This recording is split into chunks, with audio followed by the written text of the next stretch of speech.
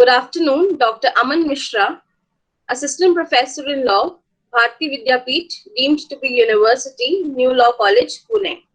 Professor Anand Shankar Singh, Principal, Iswar Saran PG College, University of Allahabad. Mr. Gauri Gulati, Founder and Managing Director, Droit Penale Group, a unit of Arjun Gulati Memorial Society, and all the participants.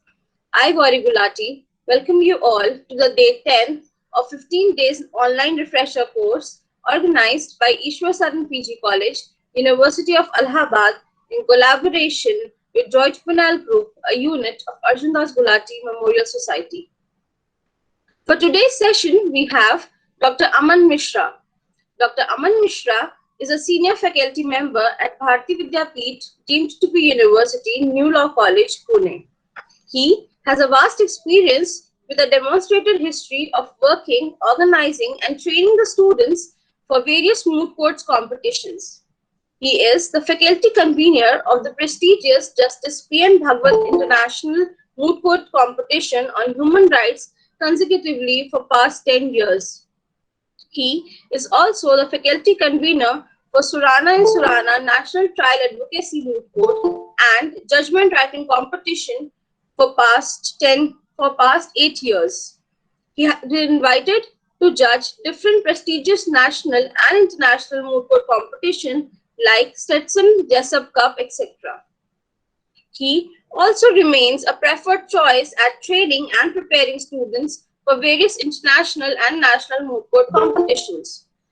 His areas of expertise include international law, international human rights, and international humanitarian law.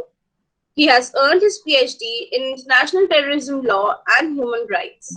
He has participated in several summer school programs and also added 31 certificates to his credit. In 2016, he was awarded with the United Nations Fellowship to participate in the regional course in international law for the Asia Pacific. He also has to his credit a good number of research publications in the journals and journals of national and international repute. He is also a senior editor for the International Journal of Legal Research and Governance. He is the vice president at Law Mantra, leading trust and web portal, and a distinguished member of International Court of Jurists, UK. We are really honored to have you with us, sir. Now, I would request, sir, to proceed with the session. The topic for today is the role of moot courts in legal teaching. Am I audible? Yes, sir, you are. Good afternoon, participants. At the outset, I would like to extend my sincere thanks to the organizers, specifically Iswar Law College and PG Department, and Honorable Principal, sir. I have been working in this moot court industry from quite past few years, and I was wondering as to what to speak of the moot court, because the moot court is one term that everybody actually heard of and everybody is aware of. So I decided to share my experiences while organizing, as well as while judging the various moot court competitions at different point of time. So the presentation would be like I'll be dealing with the presentation, and later on we can have a question and answer session. And the time allotted to me is too long, so let's see if we can go up to that particular time. I'll try to wrap up the things as soon as I can and leave you for the day. All right. So I think I'll start sharing my presentation now. Just give me 2 minutes. Is it visible? Yes, sir. Okay. So the topic which has been given to me is the role of moot courts in legal teaching. I have a little expanded it by adding the word exploring opportunities and challenges. And I'm Dr. Aman Mishra, as introduced to you already. I teach international law, moot court competitions, and moot courts also in Bharati Vidyapeeth, deemed to be University, New Law College, Pune. And I treat this platform, I have treated this platform to create new, mooting, amazing experiences. So here is the brief outline and scope of my presentation would be. We'll be dealing with the introduction first, and I'll be introducing you to the idea of moot courts alongside a brief history. I think already everybody knows what moot courts are, but still it's my duty to introduce this topic to the new and young dynamic teachers, those who are watching and those who are attending this refresher course. Then we'll be dealing with the role of moot courts for students as well as teachers, because we as the teachers, we also have an active role so far as moot court activities are concerned. So my presentation actually will dwell around the role of moot courts so far as students as well as teachers are also concerned, and then I'll be dealing with the conclusion part. So let's get started, friends. I think once in a lifetime, if you belong to a legal fraternity, then you must have come across this particular thought. It is said that the law is tough. It will make you feel as if you don't belong here. It is certainly true in my case, because I think somebody has suggested me you do and go law. There is a lot of scope, but my eyes are still finding that particular person who has said so. Right. So sometimes law is so much tough, because it was so much tough for even Dr. Baba Sahib Ambedkar. He has achieved so many things in his particular life, but when it comes to law, even he has to devote his lot of time so far as legal reforms and legal legislation is concerned. So even if you feel that it is the place where you don't belong, so uh, don't be distressed. Just refresh yourself, because everybody, every one of us, every single of us has gone through this particular phase. Then, to add relevance to the topic which I'm going to deal today is I'll begin with the famous quotations by Vladimir Lenin. He said that theory without practice is pointless, and practice without theory is mindless.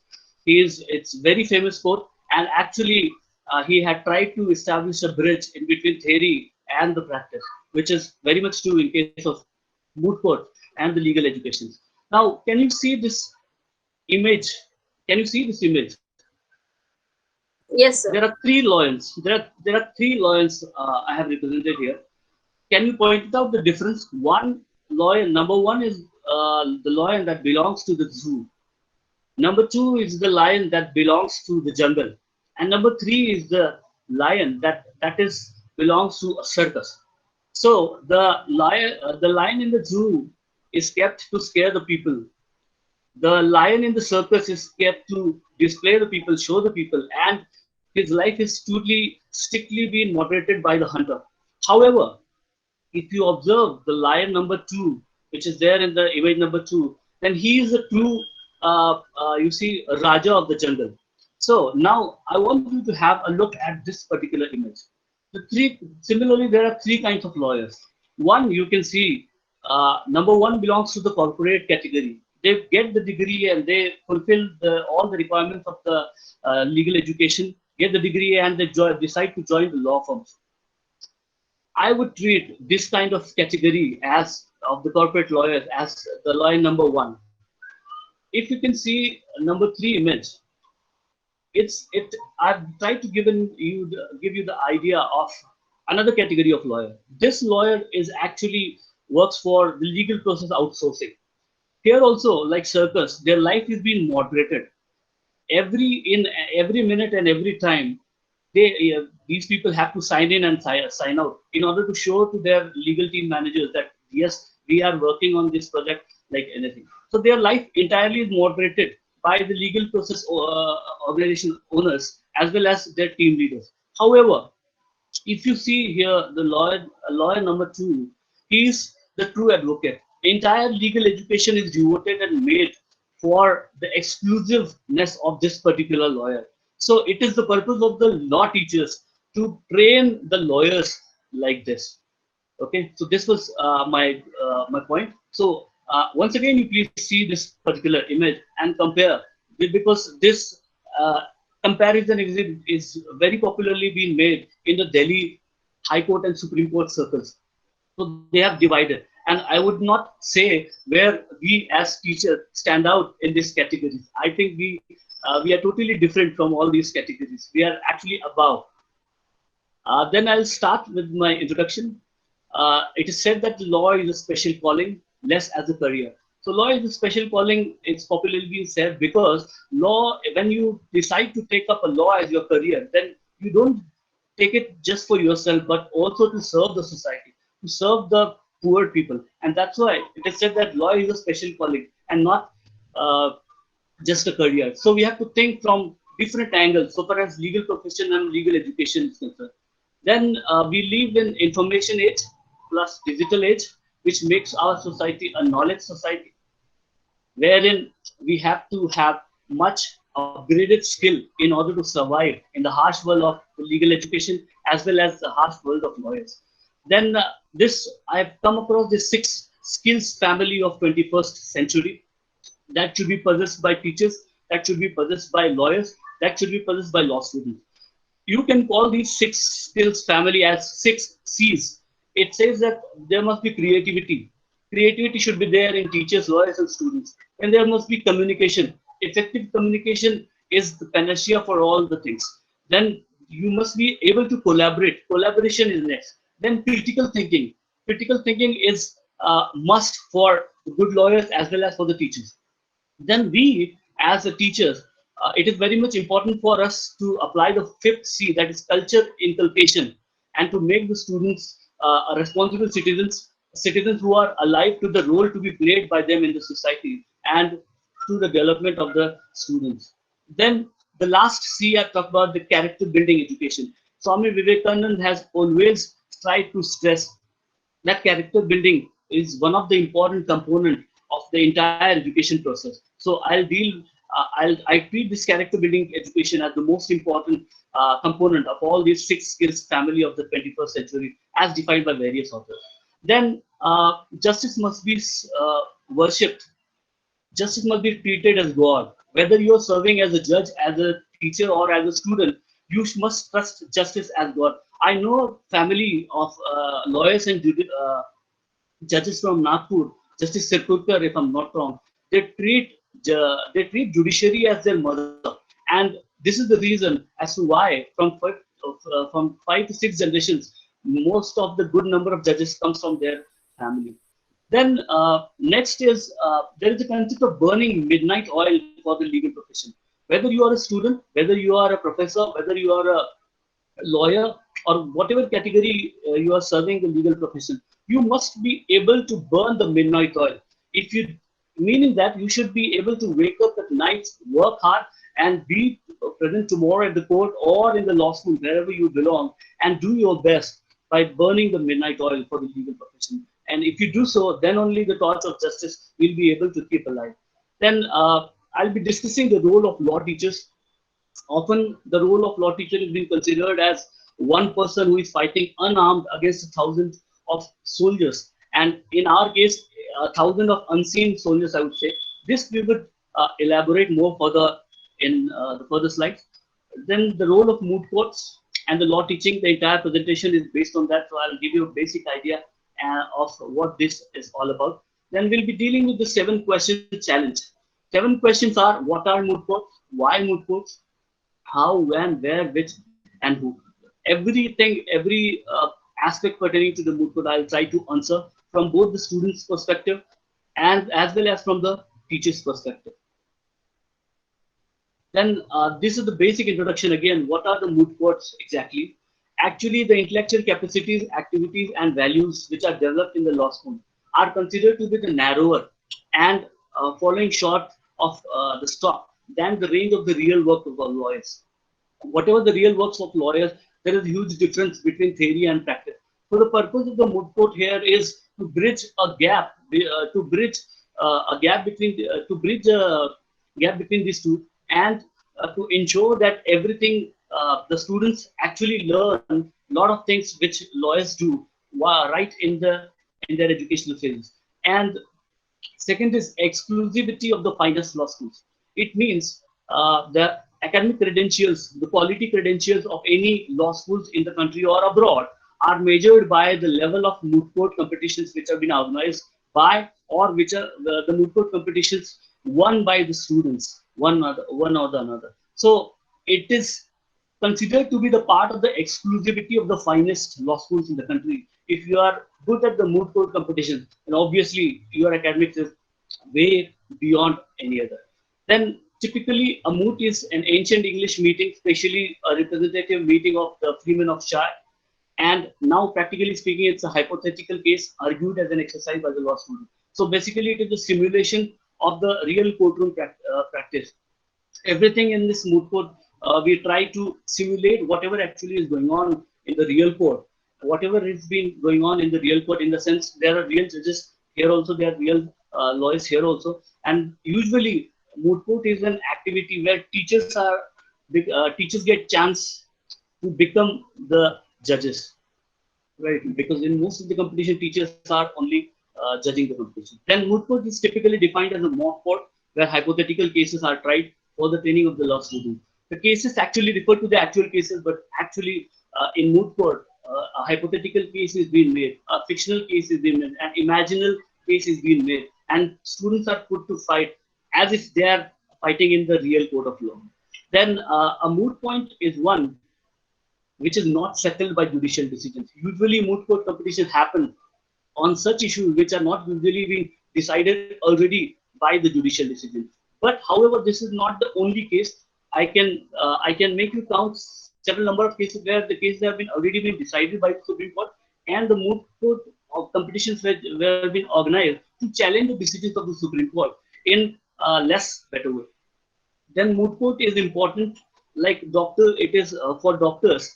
They have to practice first. They have to clinically practice first while they are students. They cannot just go and operate a patient just like that. Can they do so? No.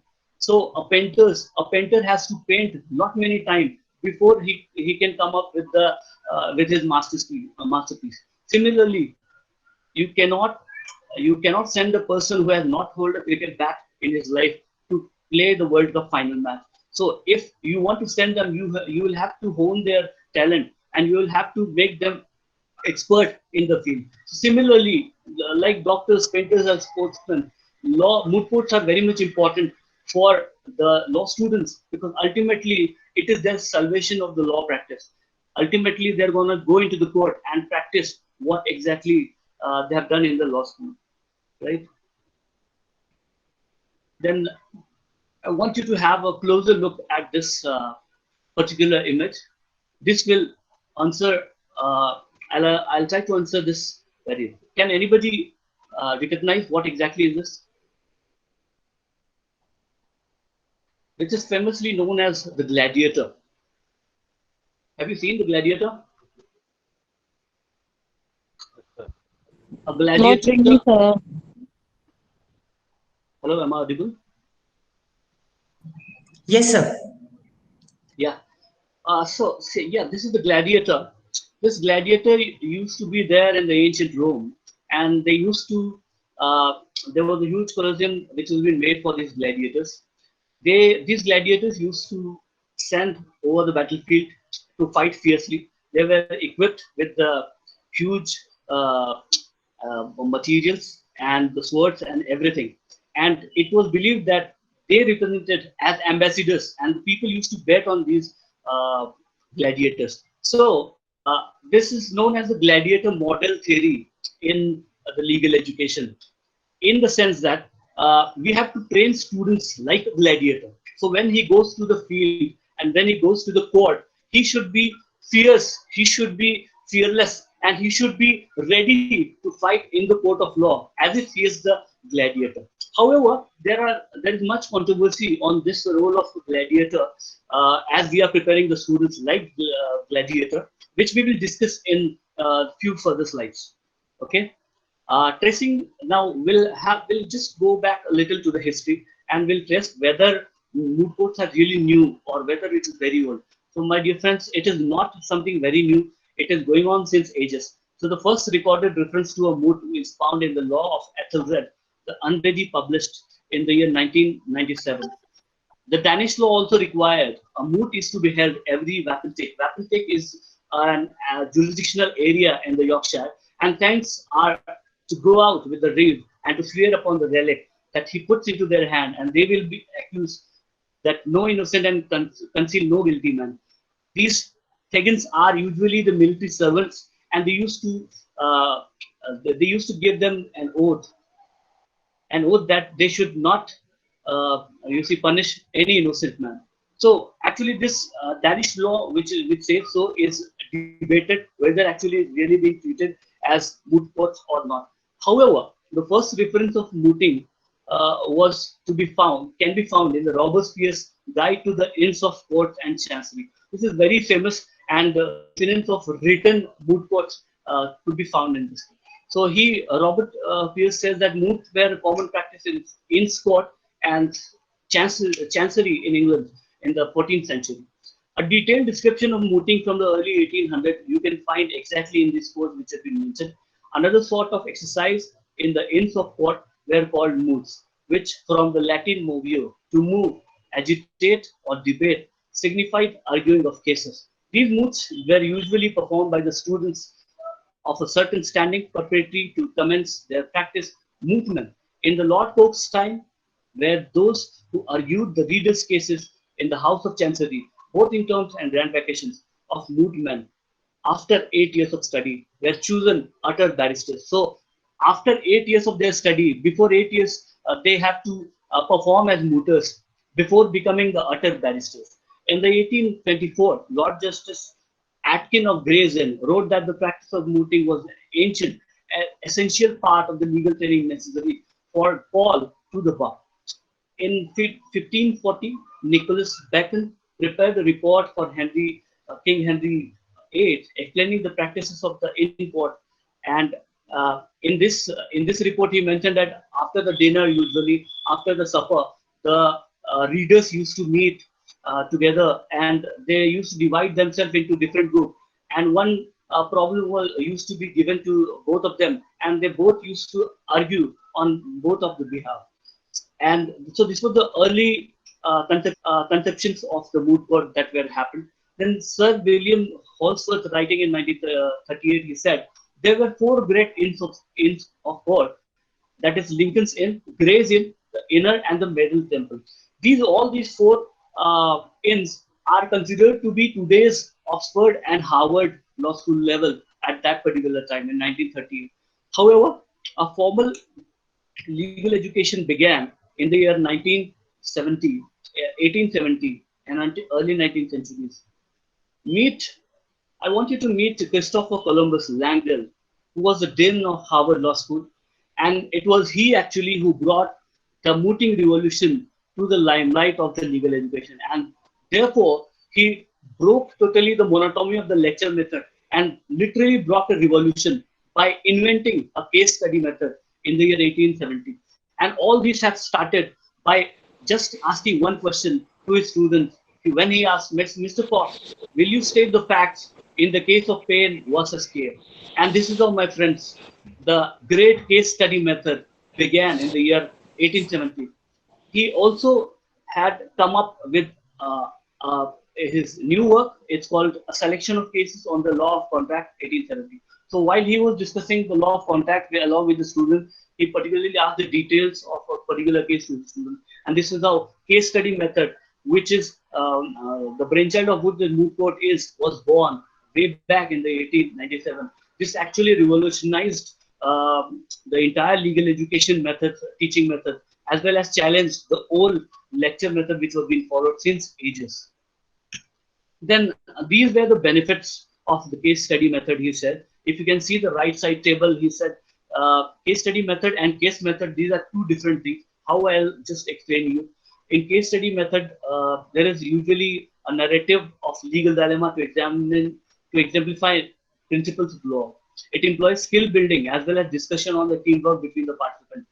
Analyze the dilemma as it unfolds. The major difference between the case study method and the case method is, in case study method, actually the moment anything happens legally, then from that moment onwards, they used to give the moot court problems to various students, the case study to study. However, in the case method, it analyzes the dilemma after it has been resolved. So in so many moot court competitions, in so many other mock court competitions, the case study method is being used because there are many moot points which can be available because the case has not been decided. But in case method, usually already the case has been decided, and the students are made to argue on the basis of various theories and laws.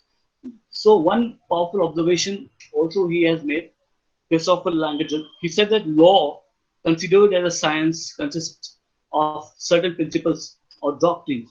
To have a mastery of these as to be able to apply them with a constant facility and certainty to what to ever tangled skin of human affairs, if what constitute a true lawyer. So it is here that Christopher Langdell established the basic principles of the moot court way back in 1870.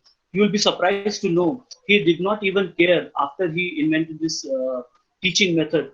He did not even care to look after its progress. He must not even know what happened to his famous case study method, which has been now being very much popular. Now we come to the Indian context of the moot court and the journey of legal education. I would I would rather say that it is the bullock cart journey of legal education reform. Right after independence, constitutional mandate was there to build a social order. However, the Indian Parliament took so many years, and in the year 1961, the Indian Parliament came up with the Indian Government Indian Advocates Act 1961, and wherein it created the Bar Council of India and the various state bar councils, respectively. Friends, usually the first generation reform, there are four generation reform that I would like to talk about in this presentation. The first generation reform started in the early 1980s, wherein an LLB 3-year course was made a postgraduate course. Usually, you'll be surprised to know. Yes, it is true. It was a postgraduate course. However, this period also saw the growth of private law teaching institute, and majority of them were part-time, both for the morning as well as for the evening classes. And the development of curriculum was also started. Certain subjects were made mandatory, for example, constitution and criminal law and criminal code. These subjects were made mandatory.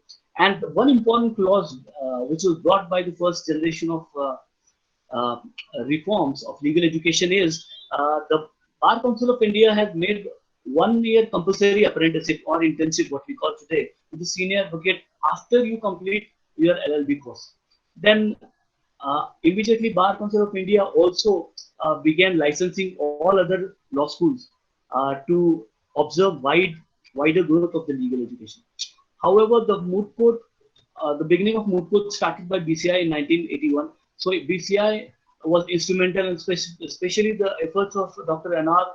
Madhav Menon should be applauded in bringing the moot court concepts and bringing moot court competitions to India by virtue of the BCI. He made the BCI as a medium to bring revolution again here in India. In 1981, from 1981, the moot court started to happen and observe in Indian context. Then came the second generation reforms in the starting with the 1986 and starting with the grand NLSU Bangalore, National Law School Bangalore, which was designed and modeled on the basis of the Harvard Law School, and it was percepted that it will be the Harvard of the East. However, how much is true, I think we both know. Then, however, it was a turning point in the Indian legal education. The efforts of the Ahmadi Committee 1994 must be applauded because it was the Ahmadi Committee which insisted that moot court competition should be part and parcel of the legal education subjects. And as a result of the Ahmadi Committee, BCI, Bar Council of India, has amended its rule, and Rule 21 was established in the year 1998, making moot court a part of the curriculum. However, it was optional at that particular time. Then 184th Law Commission Report 2002 was also there, and National Knowledge Commission's recommendations were also there, which recommended the mandatory practices of the moot court competition to be made compulsory in the law school. Then we are also fortunate enough to have Supreme Court. Supreme Court also made certain observations in the case of V. Sudhir versus Bar Council of India in the year 1999, wherein Supreme Court reiterated that the Ahmadi Committee report, which was made in the way back in the year 1994, should be made applicable. And Bar Council of India then immediately made this recommendations, followed the recommendation and made moot court activity as a part and parcel of the curriculum. Then, if you see the right side, then we have the third generation reforms, which began in the year 1986, but 2008. when Gopal Subramaniam, a distinguished jurist from India, became the BCI chairman. He brought the third generation reforms in the year 2008 in the form of legal education. These legal education rules were literally being transformed into a very dynamic method, and law schools actually started fearing the Bar Council of India for the first time in the history. Now, we also have on the left side the fourth generation reform 2019. We have draft rule made by the BCI to replace the 2008 rules, which was made earlier by the BCI.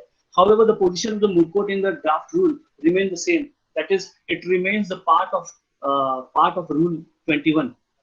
That is still the same. Then now I come to the basics of the moot courts. There are these types of moot courts, I would say. There are two kinds of system. One is adversarial and second is inquisitorial. In adversarial system, hello? Yes, sir, you're audible, sir. Yes, yes. Yes, as we all know as teachers, there are two different legal systems that we live in. One is adversarial and second one is inquisitorial.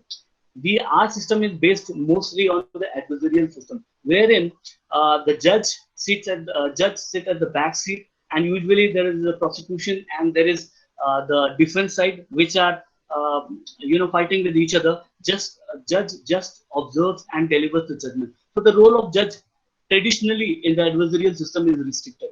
However, in the inquisitorial system, the role of the judge becomes more active.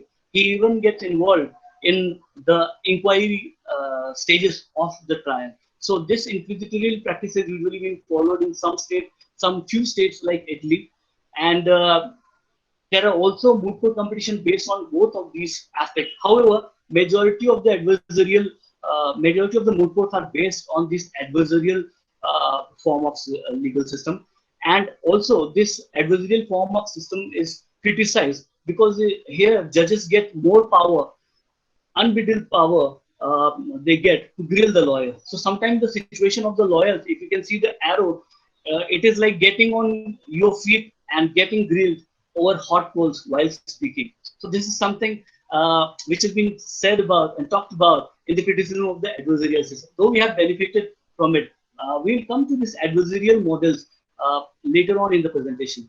Then moot court can be also divided into different kinds on the basis of the levels. There can be intra-class moot court competitions. There can be intra-sections within the class moot court competitions. There can be intra-college moot court competition within the college, as well as there can be intra-university moot court competition. Then there can be inter-university, inter-city, interstate, national, and international. These are the very basic levels of moot court competition. It is not important all the time that you should have a grand level organized moot court competition only. You can normal teachers can even start the moot court competition in their own subject, whatever subject they are teaching, and whatever theme they are thinking that these points should be debated among the students. Then they can make out a problem, draft a problem very much easily, and can distribute among the students by dividing them into different groups. So these are the levels on the basis of which moot court competitions can be divided. Then there are theme-based or discipline-based moot court competitions, such as these are the subject-based moot court competition, I would say. That many of the moot court competitions, they are based on the international law, international human rights, international intellectual property law, international arbitration. So there are n number of subjects in which you can hold moot court competitions. So team-based moot court competitions are much more popular. So students can actually choose their subject of interest, and teachers, those who expertise in the particular subject, they can come up to guide those particular students. And there is many chances that you and your team would win. Then this is another dynamic kind of moot court competition. It's called trial advocacy. Trial advocacy is much more active, I would say, rather than the moot court itself, because in trial advocacy there are actual witnesses. If you are an organizer of the moot court competition, then you have to provide the actual witnesses as volunteers of your students to the team. You have to assign the team the volunteer. Then this actually gets very much dramatic and very much interesting. And when it comes to the final round, usually these trial advocacy moot court competition is very much pretty good. Then The competition can also be divided on the basis of level of difficulty. For example, if you are designing a moot court competition for your students just in a class, a simple problem you could frame just one paragraph or just one page. This could be simple difficulty level problem. However, if you are targeting for greater organization of greater competition, or then you have to come up with some complex situation. Then the problem may vary from 1 page to 5 page to 10 page. It depends on how much complex you want to make that particular problem.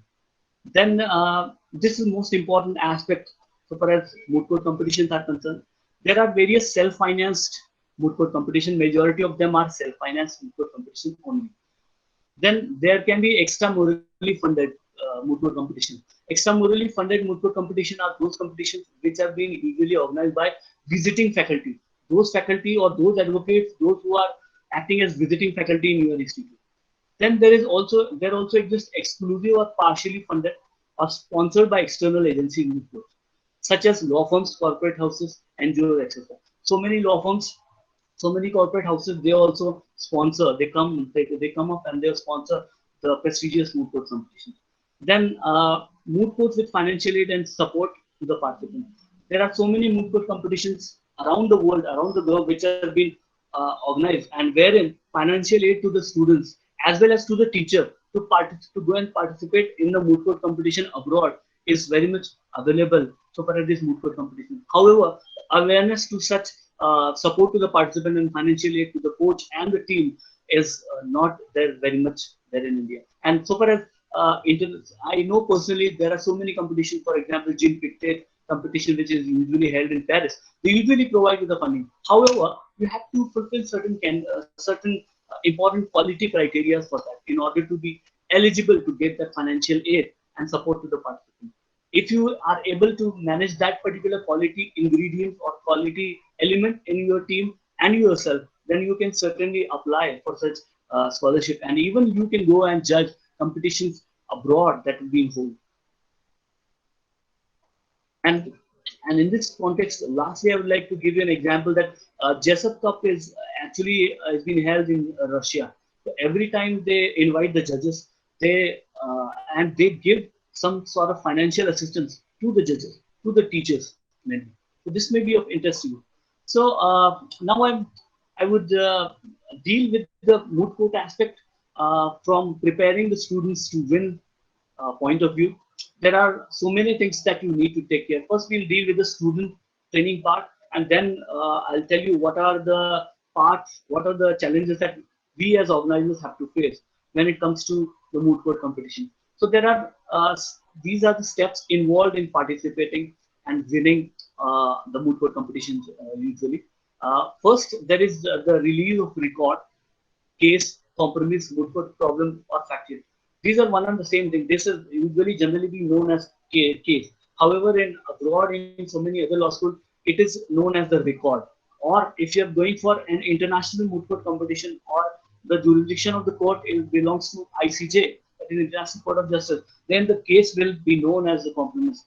Then here in India, we usually refer to by the name of moot court problem. Some refer it as fact sheet also.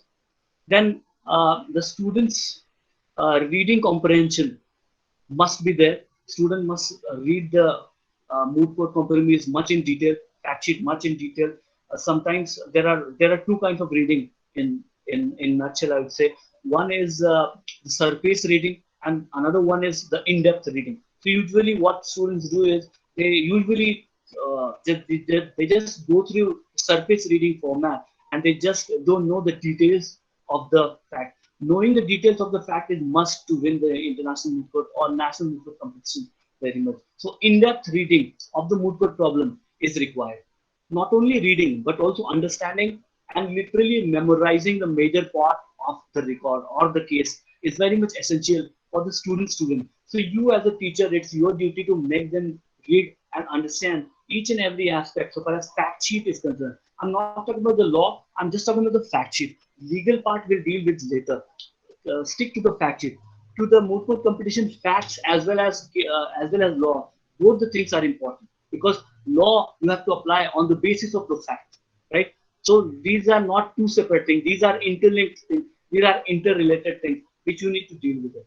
Then a detailed study of rules and regulations, whichever competition you are applying for, you must read the rules and regulations thoroughly. Then you have to search, research, and advance research. Or in other words, search, research, re-research. Make your students to do that, because research is the heart of the entire moot court competition. Students spend months and months researching, and if you lack in research, then probably you will just end up in participating in the competition. You will not get many of the prize. Then first, usually the preparation for the memorial submissions are there. Prepare the memorials and submit them professionally. Many of the students, they just submit it in a very casual way. They don't even bother to write an email. They don't even bother to write which college they belong to. So proper submission of memorials in the standard format prescribed by the organizers is also one of the major criteria. If you don't do so, then they may penalize you for this act. Then a detailed study of the rules of citation and other formal regulations. Usually, while preparing memorials, we used to stick to a particular format for the preparation of the memorials. So the students have to stick to that, and you as a trainer to the student have to ensure that students are fulfilling all these formal regulations. Then immediately after you submit the memorials, I think the most important stage is starting preparations for the oral rounds. Oral round preparations is very much important. So far as moot court participation is concerned, most of the people, they give only importance to the preparation of the memorials. But I would say, from based on my experience, memorial actually importance should be given 40%, 60% importance should be given to the oral proceedings or to the oral round, because it is where the most maximum marks your students are going to get, right? So also prepare for both the sides. Don't get disinterested. Sometimes problem is one-sided. Often it happens. So many of the students, they get disinterested to research from the other side, and they hardly end up with few points to argue on the other side. Because in the moot court, you never know as to which side you will have to argue, because it all depends on the luck. Whatever side or appellant or the different, whatever side you get. Then there are various stages of oral round, which we'll deal with in the next few slides. Then the competition rounds usually are said to be four. It is based on the number of participation from the team. If you have more numbers, then certainly you can go for prelims and quarters, and then semis and finals. But if I would suggest, if you have less number of teams, let's say 10, then you can just have 2 rounds of preliminary round, and then you can directly go for semis based on the scores of the students performed and also the memorials, and then directly you can go for the semis and then the finals. It will save a lot of your time. Then there are two aspects when it comes to moot court from students' point of view. Winning the memorial, the basics of the winning memorial, I've tried to jot down from my point of view. So these are 11 things that researchers basically and the mooters needs to do to win the memorial. Number one, and the most important one, is you have to reflect your research in the memorial. So greater research reflection, justly mirror. You have to show and you have to convince the organizers. Nobody, the people, those who are involved with the evaluation of the various moot court competition memorials, they actually literally will see whether you have done sufficient research or not. So a just reflection of your research, whatever you have did, is you have to do in order to win a great memorial. Then systematic arrangement of various sections such as content, abbreviation, use. These are actually students are careless. Students are reckless when it comes to organization. The content presentation of the students sometimes is very much horrible. They just copy the earlier existing format of the earlier moot court competition, and they try to do the same. However, a note of caution for them that every competition format differs from each other. So you cannot, there is no state jacket formula that you can apply so far as preparation of memorials are concerned. Then another tip I would like to give is you should come up with a win-win presentation of facts. That is, there should not be presumptions of facts. Facts and law, equality in moot court must be there. So, in the sense, win-win presentation of fact means if you are presenting it from the defendant side, you must present in such a way as the judges would like to think that case is already in the defendant's favor. Or vice versa, if you are presenting from the appellant side, then the judge must think that appellant side is the strongest side. So this all depends on how you present your side. It is the art of presenting so far as the memorials are concerned. Okay. Then proper referencing as per the prescribed format. Students actually they do not pay heed to any kind of referencing format. Every moot court competition they come up with their own referencing style. So rules, regulations, reading. That's why it becomes very much important. Then comes the jurisdiction part. There should be meticulously drafted content on jurisdiction, and you should justify the jurisdiction. What happens is many of the time the organizers they try to avoid the jurisdiction. So the task of the hardcore mooter or the researcher is to challenge the case on the basis of the jurisdiction. Many of the time, many of the organizers they think that they clearly say that there should be no disclosure. In that case, it's okay. But in the absence of any such express declaration, the students must also research on the jurisdiction, because in the first place, if you win in the jurisdiction only, then hardly the other team has any jurisdiction. However, judges' discretion in an oral round is quite appreciable in this. Then you must have a refined and just summary for your arguments, thoroughly crafted statements and contentions or arguments, then proper use of precedent, exact application principle. In citing the precedent, in citing the case law, you must come up with the exact principle application, because you cannot cite irrelevant case laws. In many of the cases wherever I evaluate the memorials, many of the time, the students cite the cases which are not at all relevant. I don't know how. And when the cases they come up before the real court or the moot court judges, then I don't know how they deal with it. But I think this is only to fill the content and show that more research has been done. This is actually wrong, totally wrong practice. You have to, whenever you are using precedents, then you have to justify it with the exact application principle.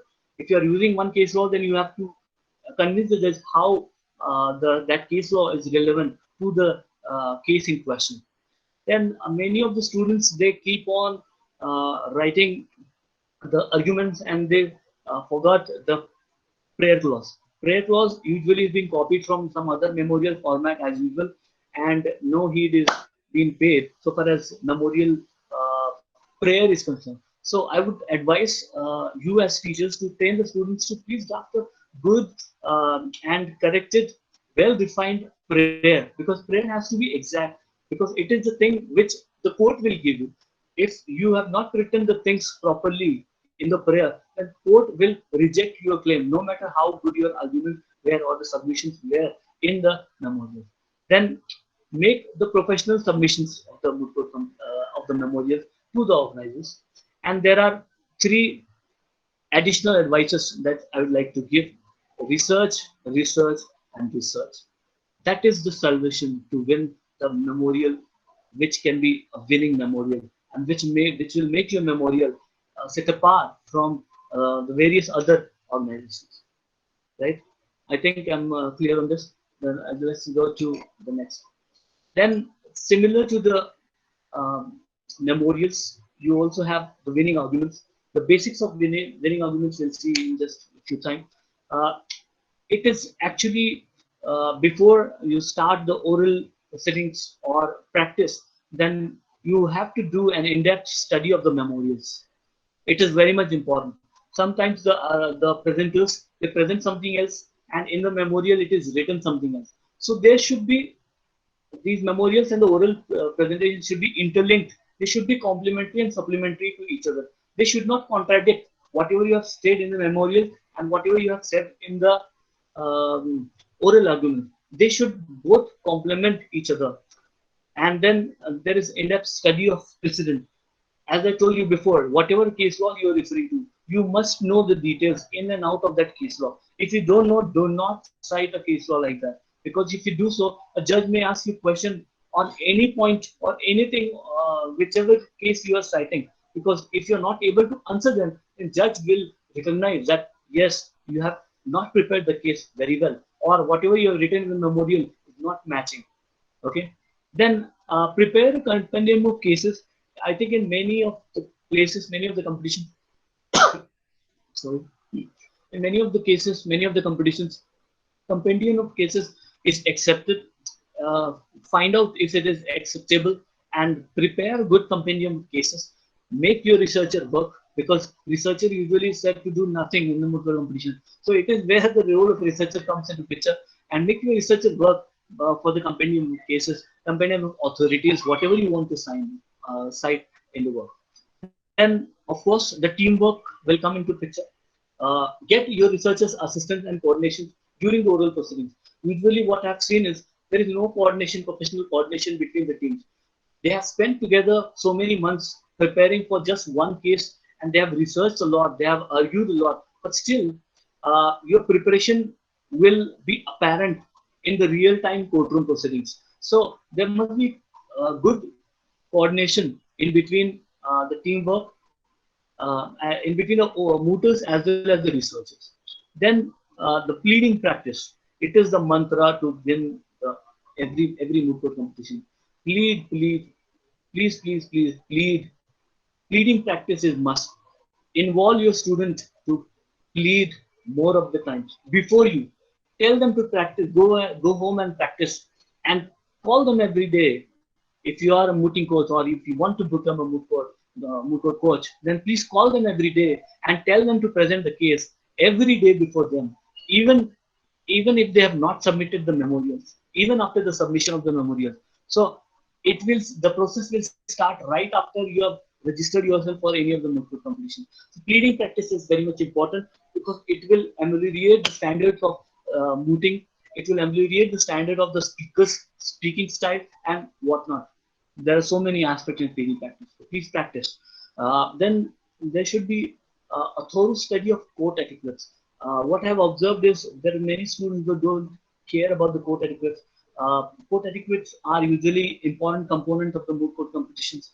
They usually are not dressed properly, or they will argue with the judges. They will talk to judges like anything, or they will sometimes be angry at their own fellow participants, or they will be arguing unnecessarily on anything which is absurd with the other component. So an important inculcation of court etiquette, I think, is very much important so far as participation in moot court is concerned.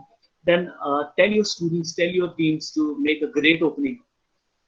It should be a balanced tone, and tell your students to make step-by-step justification whatever the arguments they are making, in starting from the fact sheet, starting from the jurisdiction, starting from the summary of the arguments, and starting from the main body of the arguments is concerned. And most important thing, do not just read, but certainly refer. This is most important thing I would like to say, because many of the time the students, they keep on reading. They do not understand what they are reading, and as a result, they do not understand what they are reading exactly, and as a result,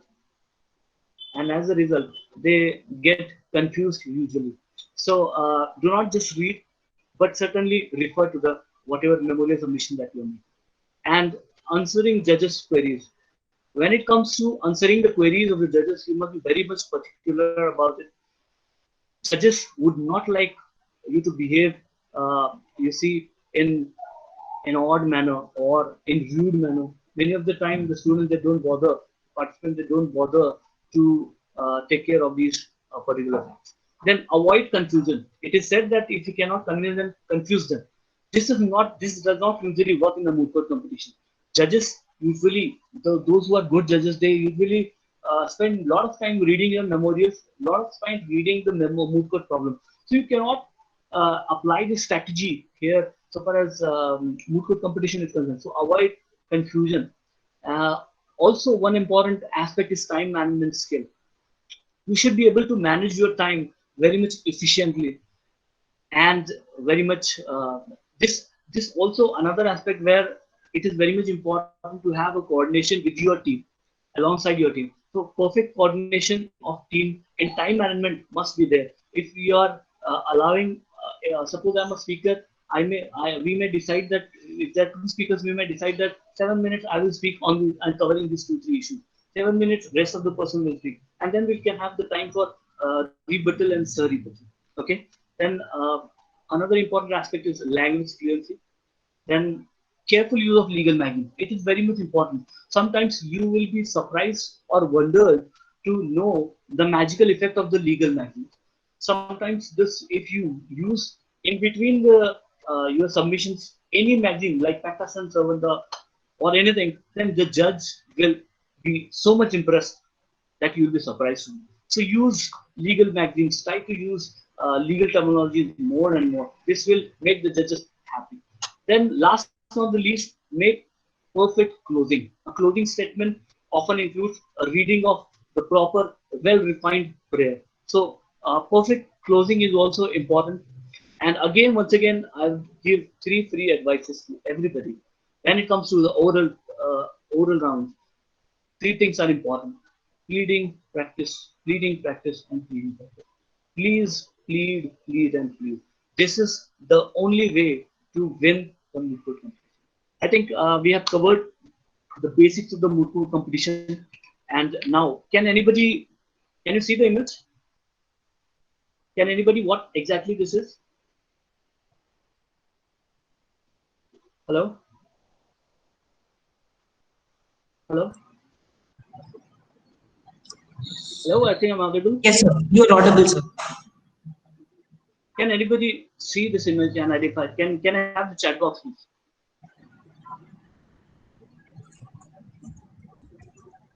The chat box is not visible to me. Okay, anyway, this is known as the horse blinder. You know what horse blinder is? Yes, sir. Whenever the horses are sent to race in the race course, then usually these are the aids which is helpful to them. Now you can see the clear image. Okay. You as a teacher must make the students like this. In the sense, they should be focused. They should be focused right from the time of their registration. They should not waste time. If they want to win a moot, if you want them to win a moot, then they must focus towards winning and nothing else. Okay. Then this is a very famous. You'll be surprised as to why I have put this. Students may fail at moot court competitions many of the time they won't get memorial marks the way they wanted. Many of the time they won't get good marks in the oral rounds they wanted, and they'll be disappointed. So I have a famous story here. It was the scene of one of the ODI match, and this bowler is an Australian bowler, Badhawk, and you can see this is a little master blaster Sachin Tendulkar. And it was usually in his initial days at Brad Hawk has made Sachin Tendulkar clean bowled in the first ball, the first over, and he got so happy that he went to Sachin Tendulkar with a ball for his autograph, and Sachin Tendulkar gave him a smile and gave him an autograph, and it was written in the ball that it will never happen again with the autograph Sachin Tendulkar. So this was the confidence. After this, 38 times Brad Hogg and Sachin Tendulkar came face to face, but not a single time Brad Hogg can take the wicket of Sachin Tendulkar. This would be the spirit of the learners, and these are the values that you should inculcate among the students. Right? Now again, a caution, note of caution. Can you see what this is? This is a spoon. So you should not spoon feed the student. So far as moot court competitions are concerned, preparing them is one part, but actually spoon feeding them is another. Because you see, Spoon feeding in the long run teaches us nothing but the shape of the spoon. So avoid spoon feeding. Many of the time I have observed, mostly in the national law schools, with all due respect, that it is the faculty members that helps the students in preparing memorials, in preparing them for the oral round. Preparing for the oral round, it's okay, you can do that. But preparing for the memorials, leave the team to do their work. Otherwise, you are not helping them. You are discouraging them from participating in the various moot court competitions. They may win at your on your part at one moot court, but what about in the future? When they go to the actual practice, you won't be there for all the time to support them. So please bear this in mind. No spoon feeding, please. Then you can just take the horse to the water. You cannot make him drink. But if you are an excellent teacher, the excellent teacher make the horse thirsty first. So try to do some things which will make the students learn from you, which will raise the student interest in your teaching and your moot court competition, your moot court techniques that you are doing. Then this was uh, this was on the part of the students preparing side, preparing them for the various moot court competition, and just to give you an idea of what the moot court competition is all about. Now, practically, I would like to explain, or I would like to narrate my own experience as organizing moot court competition. These are various organizing pros and cons of the moot court competition, which I'll be dealing with in briefly.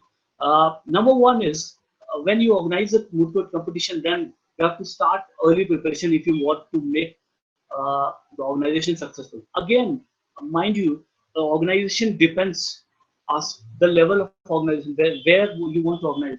It means whether in the class, whether in a particular group, whether in the section, whether in the college, or whether you want to do it nationally, or whether you want to do it internationally. So I basically I'm involved in organizing national when it comes to national. I'm the faculty convener for Surana and Surana National Child Education Competition. So that is for national. Uh, we also organize Justice P.N. Bharati International Moot Court Competition on human rights. So that is international in nature. So why it is important is because of the budgetary provisions. The second point, if you can see, the budgetary provisions are very much important. Good budget always raises standards. So so far as when it comes to our organization of Justice P.N. Bharati International Competition, we usually have a budget of 35 to 40 lakhs in so far as so wherein we invite the various reputed persons from international sphere, international teams, as well as judges from Supreme Court and High Court. The more number of dignitaries you will have for your judges, the more better your standard of moot court competition will be. So the first thing first, first thing is deciding the nature of conduction, state, simple or complex, that we have seen already. Then budgetary provisions. You must have a good budget if you want to organize it in a grand level. This is often a problem with the law schools which are situated in the urban areas. Even if they have some budget, then people often find it difficult to go there and help the college in participating or in organizing the competition. Then, as a faculty convener or as the person in charge for the moot court or the head of the moot court department, it is very much important that you must identify and draft a moot court problem. Now, drafting a moot court problem is one of the another big challenge for the faculty convener, because you have to do months research and you have to identify and select an area of your interest, and my area of interest is international law. So I have to see what recent developments are going on and how a problem can be made more debatable. It should be balanced problem, and it should be well defined. Facts should be very clear. It should not be too much complex. At the same time, it should not be too much simple as well. So defining and drafting a moot court problem also often remains a challenge, which you must have start even before 2 months of declaring a moot court problem proposition. Then simultaneously, with the similar hands, you also have to deal with the framing of the rules and regulations. You have to frame rules and regulations very carefully, because if you don't frame it, students and participants will come to you with a lot of complaints. And at the time during the organization, you are involved in the organization of the competition. If you don't define the rules regulations properly, then students will trouble you a lot. They will come up with a lot of complaints. So it is very much important from the organizer's point of view that you should frame certain rules, certain points which you want to do and which you don't want to do. So this is very much important. at least give 8 to 6 months preparations after you declare the moot court problem. Which means if you declare the problem in January, then at least then you please have the moot court competition either in July or August, because this will give ample of time to you to prepare for the organization of the competition very well. Herein you can invite the judges from the international court, international tribunals, or ambassadors, diplomats. You can invite the judges from Supreme Court, High Court, and so many other guests that you want. And then you have to send the invite to all the law schools, so that all the law schools will come prepared for your competition. Then you have to do continuous follow-up with the teams from registration to memo submissions and to receiving their final itinerary. Because teams, many of the time the students are very unprofessional. They will register at the time, but at the last moment they will cancel. So unless and until you get their memorials and the travel itinerary in the final end, you cannot be so sure that the students or the team from this college will come and come only. At the end, this will result in loss to your organization, because if they don't come, all the preparation which you must have made for them for stay or for fooding will go waste. Then the next part comes to sending invitation to the judges of the Supreme Court and High Court. Then all-round careful selection of the judges. Judges in the moot court are really sometimes a problem, because I can share this because we all are teachers. So selection of judges is very much difficult. Many of the times, the law school where you are located, you won't find the good judges, those who expertise in the subject of your area in which the moot court is being held. And even if you send or even if you invite some of the judges, then they will say yes, but at the time they won't read the problem. They say at the end moment they will come. So much problem with the organizing this judges part is concerned. So my advice to you would be, if you have a good number of mooters who were your alumni as students in the nearby city. For example, we invite our alumni from Bombay and those who are there working already in Pune to come and judge our competition, because they know the law, they know the moot court, they know the problem, they actually read and they're actually interested. Many of the good practicing lawyers, they are not even bothered. You just give them a call and they will say, yeah, I'll come. And even if you continuously keep on making them a follow-up, sir, please read the problem, go through the problem, they will just say yes, yes. They will not pay any heed to you. So this will adversely affect the quality of your competition. If the judges are not good, and specifically nowadays the participants are so much brilliant, so much intelligent, that if the judges' quality they found it poor, they will immediately withdraw from the competition. So this is selection of judges is very much important. So far as organization point of view is concerned, because if you don't select good judges, it will show it will all your efforts will go in vain. It is similar to a message written by a calculator when you divide 1 by 0, right? Try sometime divide 1 by 0, you'll get an error. Calculator won't do that. Similar things happen to the quality of the moot court competition if you don't get the good judges. Then we have to do a continuous follow-up of the judges, reminder to go through the case. That's it. Then here are again invites to special guests. You can invite special invitees, senior advocates, academicians, or any other experts in the field to make your competition known to the world. Because see, this is the involvement activities. You have to involve as many as people you can. So involve good number of senior advocates, good number of judges, and invite media personals. Then again, you have to managing all logistics from food to comfortable stay of the teams and guests. If the stay of the teams or guests is not comfortable, they are going to object to this particular situation, and this will hamper your quality again. Then memorial evaluation well in advance, memorial exchange process. This should be done completely with keeping the principle of anonymity in mind. Many of the time, many of the organizers which I've seen personally, that they don't bother about the anonymity, but this absolutely had the adverse effect on the psychology of the teams. For example, if I don't belong to a good law school, or my law school is in a wrong law school, then obviously I may fear the national law school participant. So if you don't maintain this anonymity in conformity with the fairness principles, then obviously there are problems that are bound to. Then welcome etiquettes. You have to welcome the teams. You have to welcome the guests to the moot court competition on the day of the organization. Then you should be there with a well-covered orientation program wherein you can explain the rules, regulations of the moot court competition, the purpose of the moot court competition, the name of the moot court competition, why the name was this kept as a moot court competition. Then you can organize a grand inauguration. You can invite a good number of people, judge from the Supreme Court maybe.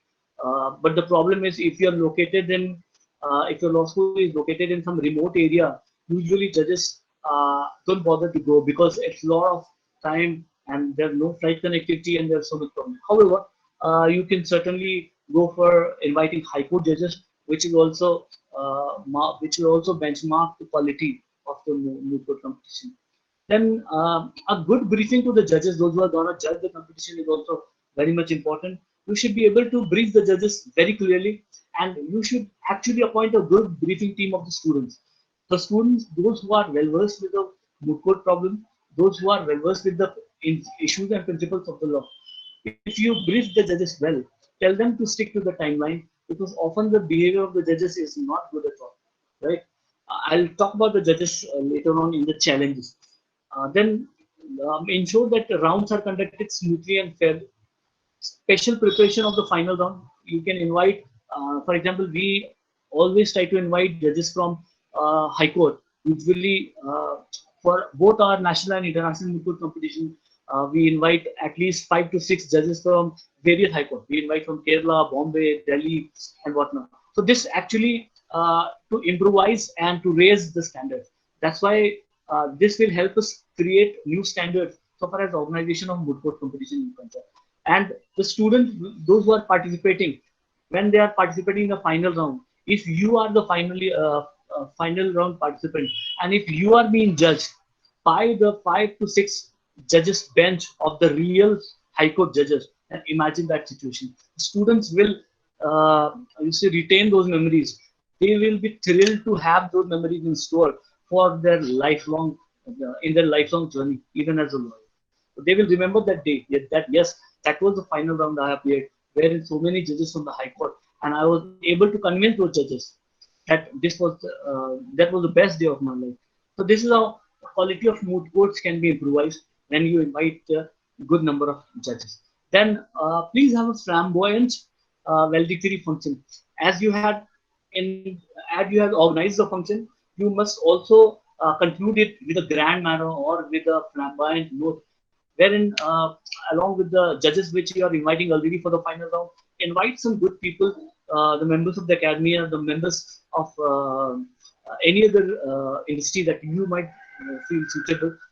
This will make your event more popular, and this will bring more quality to your event, because networking is one such thing which is lacking in the law teachers, and law teachers usually don't have good network of teachers to work along each other. So this is one of the problems as to why we have less number of good judges, less number of good guests so far as competitions are concerned. Then finally, after your competition is over, from the organizer's point of view, you must give a gesture of gratitude to all the guests and all the teams. Send a letter, send letters of thank you, send letters of gratitude to all those who have made your competition a grand success. So this was, I think, the organization point of view I wanted to say. However, there are these big challenges. Those are behind organization of the moot court competition. One is paucity of budgetary provisions. Many of the institutions, they don't have budgets. This is one of the problems. Then inviting judges from Supreme Court and High Court. I told you just now that it is a big headache and big problem. Many of the judges, they don't want to come, they don't want to participate. But however, nonetheless, you have to, you as an organizer, you have to convince them to come. You have to show them why this competition is different, why this time you are doing what kind of different things, and how many participants, how many law schools are participating in the team, and so on and so forth. Then this is one of the again and again problem that I have experienced as an organizer. That judges, even the chief guest, even the judges from the Supreme Court, they usually they sometimes they cancel. They have to cancel the trip, and they will communicate to you just one day before. So in this situation, you usually should have a backup plan. Just don't invite one Supreme Court judge for the inaugural. Try to invite one more judge or one more judge from the High Court or your local court for the inaugural season, so that you are saved by the day. Then lack of well-qualified judges. This is another point. We have judges, those who are not interested, those who don't know. This has often been the point, and I have hard time managing these judges. So then another problem I have from the judges, those who are judging the competition, is they give unwarranted feedback to the teams. Sometimes they said in the courtroom only that your performance was so much great. I appreciate. I would love to see you in the bench or the courtroom, whatever place is it. However, when the results come, the result is something else. So the team later on comes to us organizers, stating or claiming or complaining that look, that judge has given us this feedback. Still, we lost. So the whatever has been done by the judges, sometimes we have to bear the consequences. So I try to tell these to the judges many of the time. However, they are again founded with unprofessionalism aspect. It is so much unprofessionalism among the new lawyers, new judges, that they will say month before, yes, that I'll be coming to judge the competition, but at the same time, 1 hour before, they'll say, no, no, I have urgent work, I have to go somewhere. This is unprofessionalism, utter unprofessionalism, I would say, on the part of several teachers as well as the judges, those who come to judge the competition. This hampers the quality of the competition like anything. Then there are some irrelevant questions by judges and personal remarks of appearance and dress, which is absolutely wrong and not cannot be tolerated. Many of the teams, many of the female students, they have come personally to me and said that, sir, these are the judges those who are making such comments. Should I make a police complaint? So judges, many of the time, they don't realize the situation, the gravity of the situation, and I have to step in and I have to manage the situation, which sometimes becomes very much horrible. Sometimes judges put questions which are not relevant to the fact sheet because they have not read the fact sheet itself. So this used to happen to me in the initial days, but now I've made sure that if I'm inviting a judge, at least I should give him a copy of the Moot problem 1 month before, and I keep calling the judge that please read the problem, please go through. And another way, intelligent way that I found out is rather I seek opinion from the judges that what point on what point you would like me to improve so far as problem is concerned. So usually this is helpful, and by this way I can get there and I get to know that yes, they have at least satisfied the basic requirements. Then there is also a gender biasness that is being observed. Some judges are more prone to the gender biasness, which we cannot help being the organizers. However, we also update the judges time and again so far as this organization part is concerned. Then lack of interest from faculty members in organizing part. This often you will feel when you will organize something or any other moot court competition. Your fellow colleagues will usually won't support you when it comes to the organization part. For example, in my initial day, this problem I don't have now because I have dealt with it. Now, many of the time when one judge is not coming, obviously you expect your teachers or your fellow colleagues to be on there on the bench. So later on, what we have decided that compulsorily in our law school, we give the moot court compromise or problem to every teacher. We give, and they act as the backup judges so far as managing the situation, crisis management is concerned. So this is how we have dealt with this particular aspect. And there's a lot of time mismanagement. In India, time is the big problem. If you have invited somebody at 1 p.m., he will come at 2 p.m. So we Indians are horrible so far as time management is concerned. This has adverse effect in the organizing the competition. Then anonymity issue is always there. Many of the time organizers, they reveal the name of the team and the competition. They don't even realize the significance, right? Which we have dealt with, I think, already. Then there's the biasness on the part of organizers. Sometimes, many of the time, organizers also can make biases. If suppose if your friend team is coming, then your friend will call you, sir, my team is coming, please take care. Please do not listen to such calls. Please be you see unbiased towards the team, because you see, please understand, the moment you have declared the problems and the competition, the poor teams starts preparing. They invest months, and if you do any such thing, then you will be tampering with their intelligence and you will be hampering their interest so far as moot court competition is concerned. Okay. Then there are improper logic checks which you need to do. Then lack of networking among the teachers. This is again one of the problems which I mentioned earlier. There is no proper networking of the teachers so far as organization part is concerned. If there exists good number of network, for example, attending this particular refresher course, if there are certain people, those who are networked to me, and I know that these are good people, then obviously I can invite them, or they can invite us in their moot court competition. So helping each other, helping network is not there in so far as the young faculty members are concerned. And usually a moot court is often being given to one faculty member only, and it is headache of that faculty member. So this is again one of the problems as to why we lack awareness and where we lack exactly in moot court competitions. Then this was all about moot court competition. Any questions so far? Hello. So, good afternoon, sir. Am I audible? Yeah, you are. Sir, I'm Kritika D, Assistant Professor from Chennai Dr. Ambedkar Government Law College, Tamil Nadu. Sir, I have two questions to ask you, sir.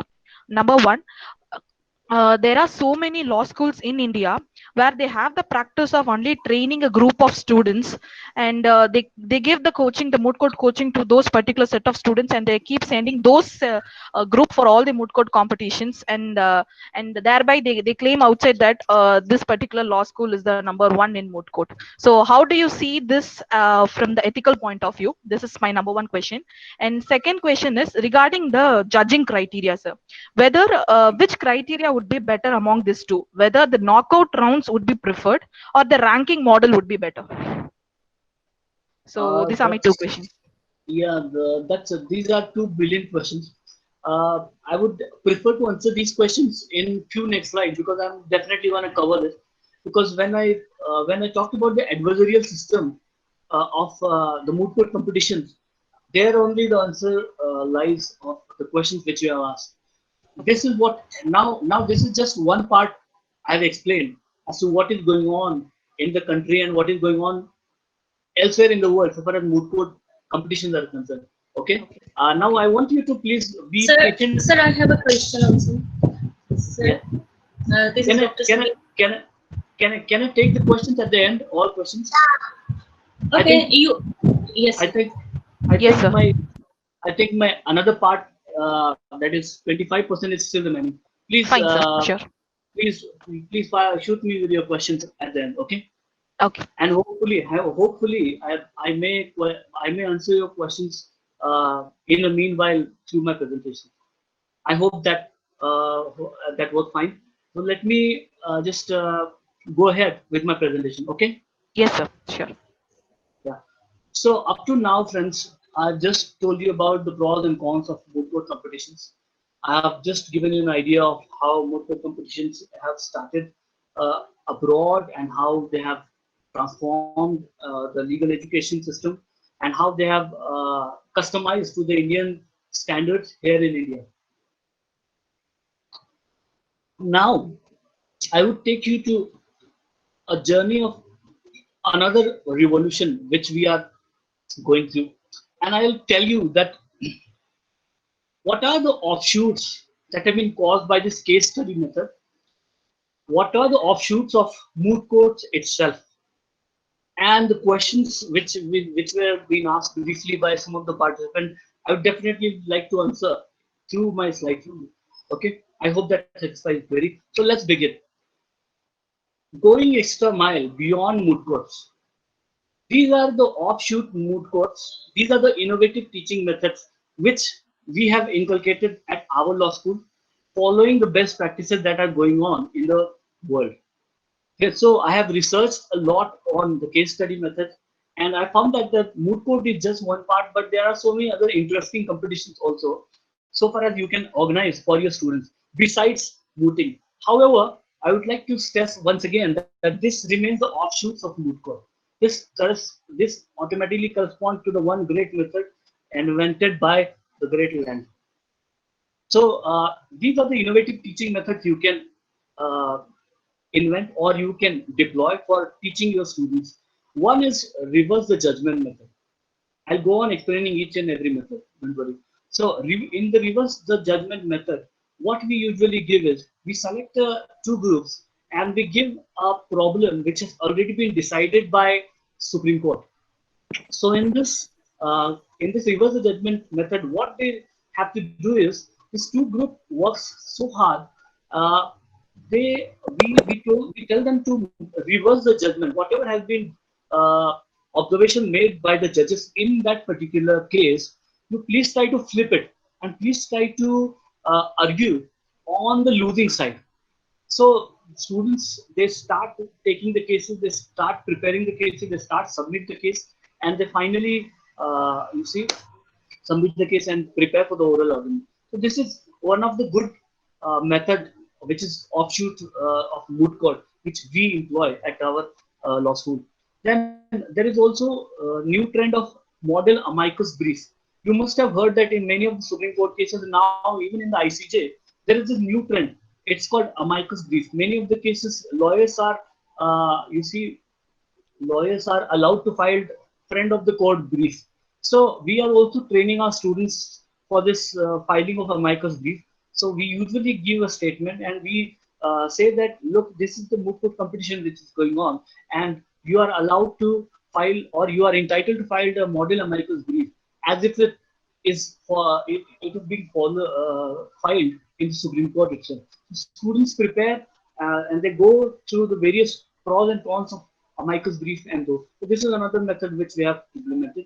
Now we have another method which this competition I have took myself, and I had held it for the first time in India. This talk about National Model Directors Meet for the law students. That is, I have termed it as NMDM. So here I tried to mix the notion of law and the company law together, and we give a problem to students.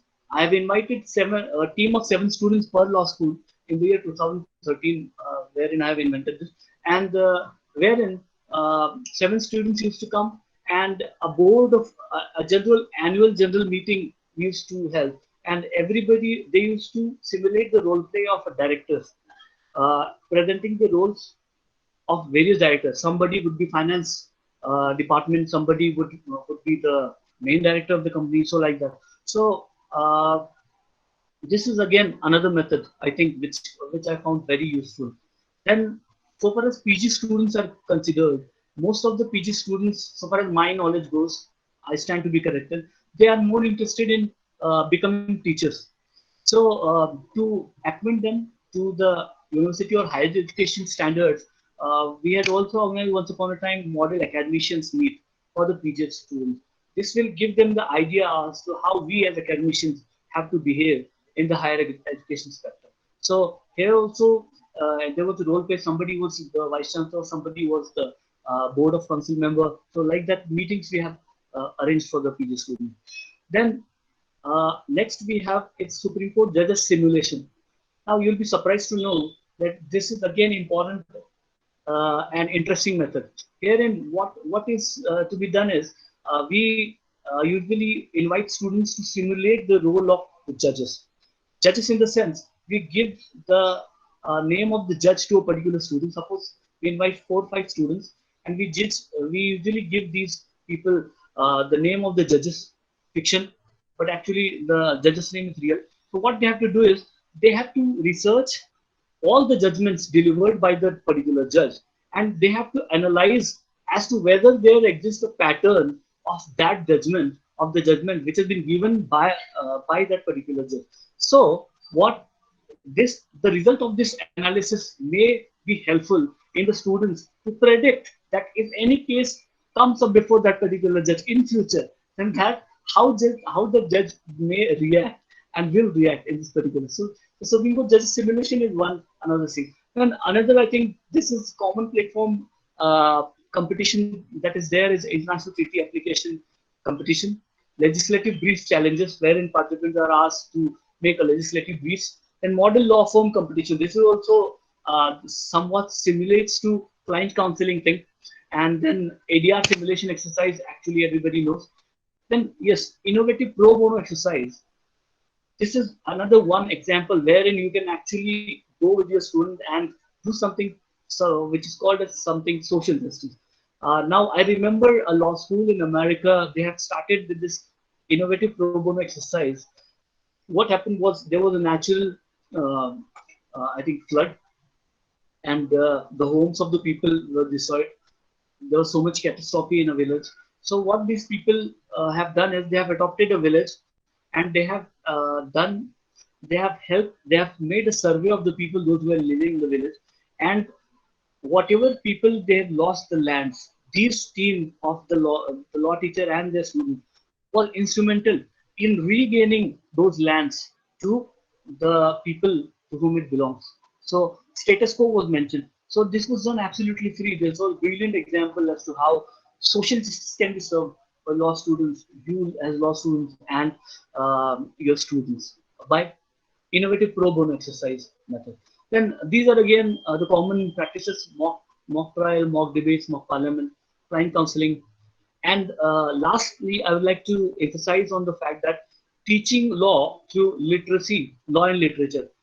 Here, what we do is every Saturday we actually we keep a session on the literature, and we try to give the students an idea as to how literature is important for the law to hone their advocacy skills. Also, besides this, we have also come up with the movie festivals. We also teach law to students through movies. So movies, for example, Philadelphia, which is the movie I think of 1975, we often show that movies which are Academy Award movies and those who are relevant to the law. For example, Life is Beautiful, Philadelphia. There are so many things. There are so many movies. So we actually show them the movies, and this is how before the movies we give them the idea as to what this movie is all about, and after the movie we actually keep a group discussion of 1 hour as to what the movie is all about, and at the most what law points or what legal inventions or what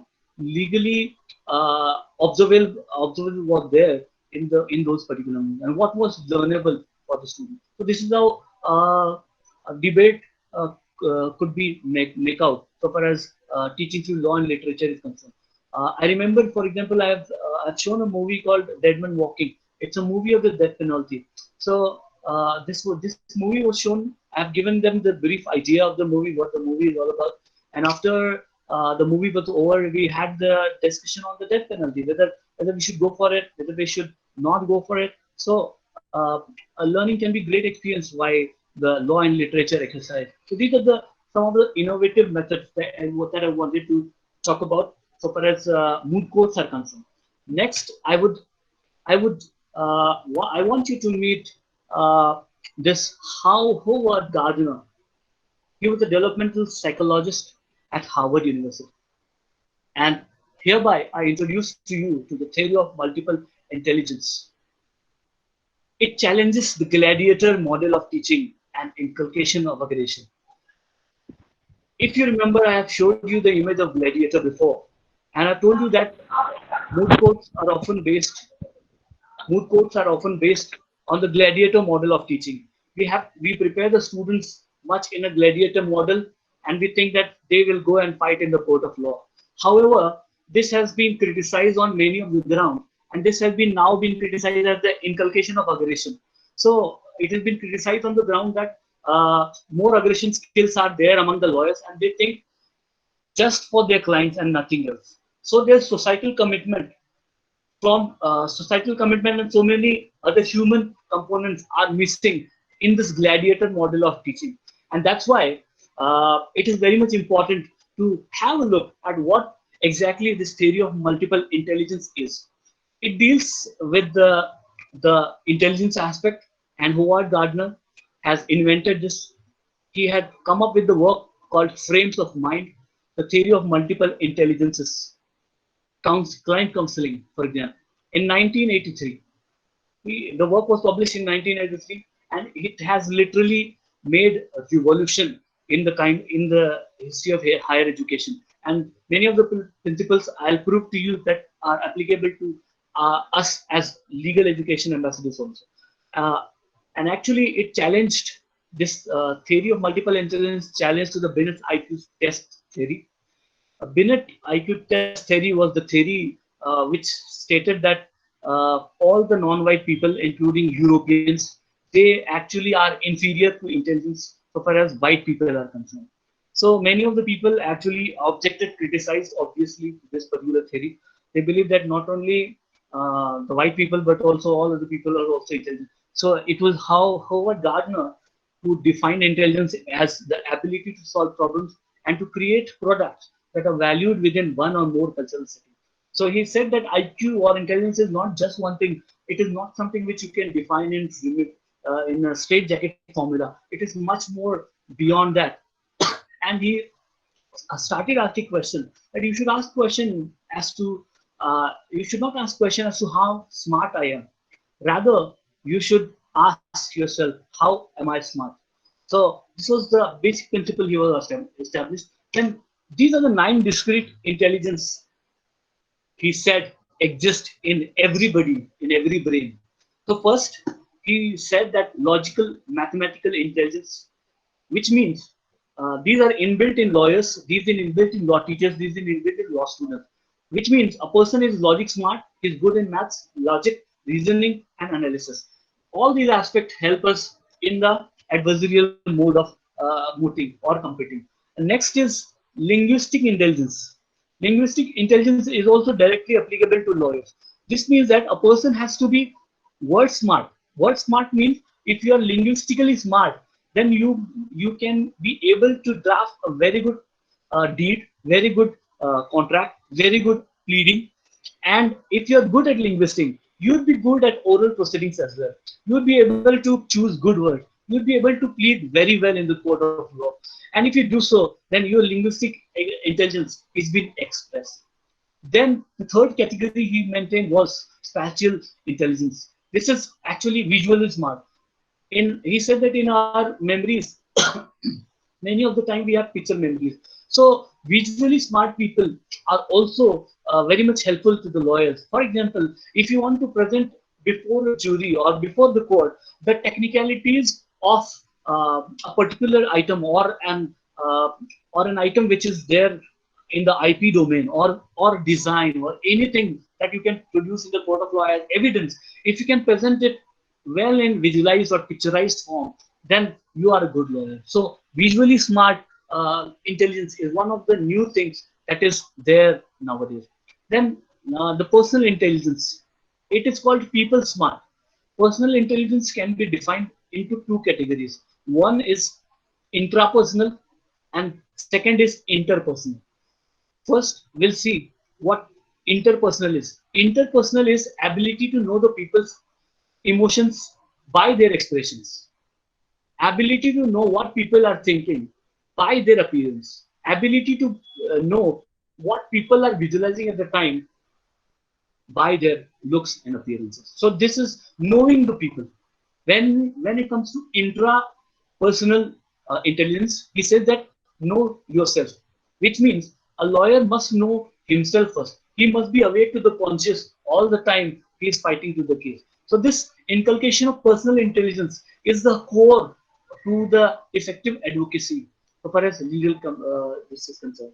Then musical intelligence, that means musically smart person. It means a person, if you are able to recognize the different patterns of music, then you are usually smart person. Apparently, there seems no connection between musical intelligence as well as no connection between the lawyering. But if you see, the musical intelligence principle could be applied or applicable to the problem of environmental law. Environmental law, you can tell your student, those who are good at writing songs or the awareness issues on women empowerment, to use their musical brilliance and come up with something productive. Then there comes the most important part so far as the moot courts are concerned and so far as the real courtroom practice is concerned. He called it as bodily kinesthetic intelligence. It means bodily smart. It means body language in plain simple words. He says that a person is also bodily smart, bodily kinesthetic intelligence he has if he is able to express well before the court of law, if if the students are well experienced or behave well or express themselves well before the court. So many of the time, when I talked about the gladiator model of teaching to the law students, many of the students, it has been criticized that they use body kinesthetic intelligence or body language in such a dramatic way that the judges almost rule in their favor without giving a second thought. So this is also one of the criticized aspects so far as moot court competition as well as the courtroom competition concerned. They say that many of the time students are so aggressive in their argument that they forgot that they are the lawyers. They forget the decorum of the court. So this is also being criticized so far as being um, this has been criticized for being aggressive, right? Then then natural intelligence. It means nature smart. A person is usually, he said, is already being nature smart. It's smart by nature. You do many of the things just because you are intelligent, just because you do it normal course of doing. Naturally, you are designed to do so, right? So a person has to be nature smart as per the author, and also there exists spiritual existence. Now all these seven criterias he wrote in the year 1983. After 16 years of observance, after his theory of multiple intelligence, the author thought that these theories are not the only theories, but there are few more theories also. So he came up with the spiritual and existential intelligence theory. Spiritual intelligence is that intelligence which a person gets through recognizing the inner self, spiritualism. Like the example he quoted is Jesus, Buddha, and Mother Teresa, etc. And last not the least, he talked about the existential intelligence, which ultimately concerns with the ultimate issue and reaches further out to the cosmos and very existence of the mankind. Here, examples he had cited of Albert Einstein as well as the Mahatma Gandhi. And he stated that here usually people go for looking after the big picture. So all the other intelligence methods which are there, they're there already. But this is the most important intelligent method where a person is able to transcend all the boundaries and can focus on the bigger picture and see the things beyond anybody's imagination. So each individual has 9 intelligence in varying amounts. These intelligence are located in different areas of the brain. They work independently or work together. These minds can be nurtured and developed. This is the task of the law teachers to these multiple intelligence to develop among the students. And that's why I'm presenting this nine things before you. And we can improve the education by addressing these multiple intelligences of the student.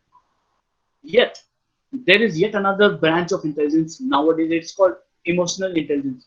Emotional intelligence is that intelligence which is usually which has usually come into picture because of a lot of other depressing things that are happening. So emotional intelligence is that intelligence which will direct your mind to control your emotions and direct your thoughts to the place where you want to go. It helps you to direct your thoughts to go to the place you want, right? So you can obviously avoid depressing thoughts so far as emotional intelligence is concerned. So combining 9 with this makes it 10. And how intelligence develops, we have to nurture it, genetics. By nature, genetics is already there. We have to nurture it to environment. We have to culture it through our values. This is how we can inculcate various intelligence. It is not that only logical, mathematical intelligence and linguistic intelligence only are useful to lawyers. But if you see, for now, to answer the query which was asked to me, so far as adversarial model of teaching is concerned, more focus is there only on the logical and the linguistics intelligence.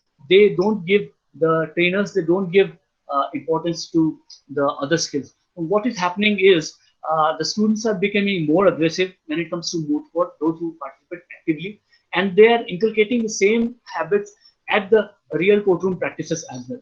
So, and they're blaming the law schools for the same. They're saying that law schools are not preparing the students to behave well. They're becoming more and more aggressive.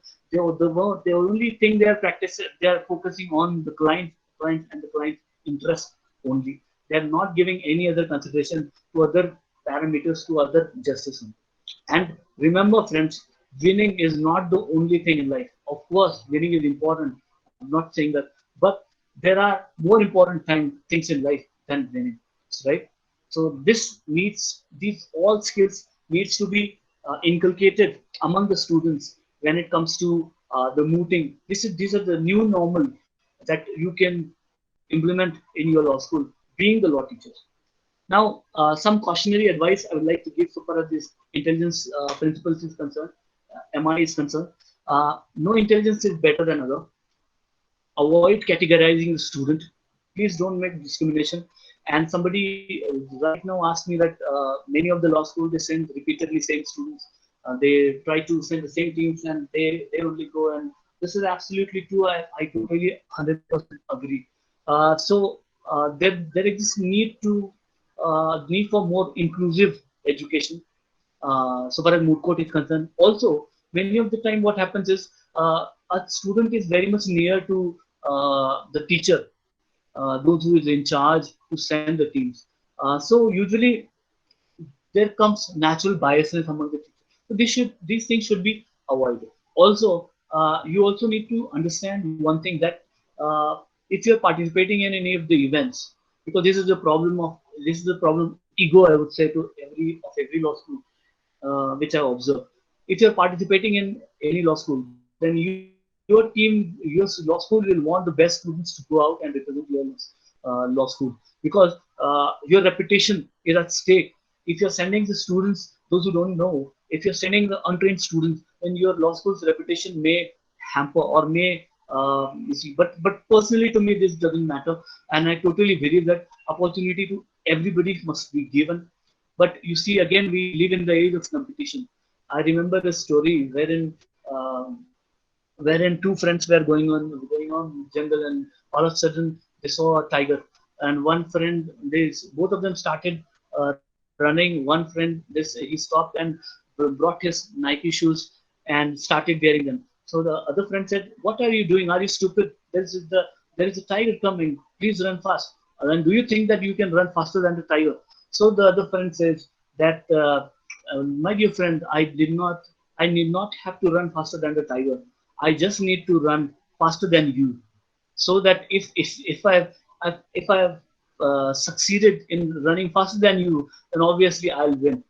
I That's why the competition is so much it's so much grown, and that's why the problems like this. But that's why you see again, time and again, I'm saying that we need to maintain a balance, and we need to inculcate these skills among all the students and make the moot court activity accessible to all the students available. And I'll tell you, this is the moot court competitions are actually opium of the teachers as well as the students, participating students, those who took interest. Because once you start organizing, once you start dealing with the moot court, it's an addiction which you'll hardly find a way to get out, right? This is what exactly I've been experienced so many times. So don't teach everything in all 9 ways that are there. Use your talent in employing this multiple intelligence theory, and try to include it in each intelligence in each unit or group of lessons. And adjust way of assessing. Do not judge the students by their appearance. Do not judge the students by just by the fact that just in one incident it happened something like this. So give the chance to the students to improve. Then and then only you can be successful in teaching skills. And above all, be an MI teacher. What does it mean to be multiple intelligence teacher? You should be able to inculcate all the skills which we have just discussed. Now you ask questions to yourself: How can I do a better job at teaching and diverse intelligence? Because if you do so, then I am sure that you will be an exceptional teacher in your law school, and not why your law school, everywhere in India. And ask yourself, what are your strongest and weakest intelligences? What are my goals? And will this benefit my student? And if yes, how? These are the several qualities of the MI teacher. Communicative, he must be motivational, he must be committed, he must be organized, compassionate, positive, creative, patient, dependable, personable, ethical, perceptive, resourceful, sense of humor, and etc. Here are some final thoughts with which I would like to conclude. And uh, open the session for the question and answer. Somebody has written that plants are shaped by cultivation, men are by organization. Men, we are born weak, but we need strength. We are born totally unprovided, but we need aid. We are born stupid, but we need judgment. Everything we do not have at our birth, and which we need when we are grown, is given to us by education. So educate well. And one important advice I'd also like to give is do not spend the time, because for that is the stuff life is made of. And you cannot do today's job with yesterday's method and be in business tomorrow again. You have to invent. You have to think outside the box. You have to You have to go extra mile if you want to excel in the noble profession of teaching. Because once again, I would like to repeat here that the law is a special calling. It's not as a career. So ask yourself. Ask not what the legal profession has given you. Ask what you have given for the legal profession. This is how you can contribute in much better way, I think, to the legal profession. Then here's just some brief conclusion. The moot courts have a great role to revolutionize the legal education. However, it lacks much awareness. It is high time that we as teachers must transcend the traditional limit and think outside the box. The branch of neuroscience remain crucial for teachers to know their students well and advise consequently. Whatever intelligence studies we have seen, it actually corresponds to the branch of neuroscience somewhat. And the era of digitalization, information unveils the floodgate of knowledge. In the world of full information, big data, artificial intelligence, new insight, innovation, discover, wisdom is the only quality that you should possess, we should possess. In the race of legal profession, one must not sacrifice to the principle of ethics, good conduct, and professionalism. And remember, an opportunity well handled and respected will not become a challenge in the future. And Winston Churchill once said, the empire of the future are the empires of the now. I think with this, I conclude. And lastly, finally, to all the linguistic geniuses out there, I would quote William Shakespeare, who said that ignorance is the curse of God, knowledge is the wing where we fly to heaven. Thank you so much. Question, please. Hello. Any questions from the participants? Participants, you can unmute yourself and ask. Hello. Yes, ma'am, I have a question. So my question is nowadays during the COVID situation, now online meeting is started, and in this case, it is very very important that students they prepare for months, but nowadays they are skipping the certain rounds and then preliminary and then final and all. So don't you think it is going to demotivate students somewhere? I didn't understand the question, I guess. Can you repeat? Yes. Can you explain the question? Yes, sir. My question is nowadays online meeting is started, right? Because student cannot participate, and in that many rounds are skipped. Students prepare for months, and then they do not want to participate also sometimes because it is just 2 rounds or 3 rounds, and sometimes it is not they will reach to their fullest potential to show that we have worked hard. Is there any alternative or is there any way during this COVID period we can organize online meeting, or is it the best way? See, this actually question which actually bothered me also. And actually, this time, even our international competition, we had to cancel because of the COVID. And participants, actually, many of the participants, they were after me to organize virtual competition.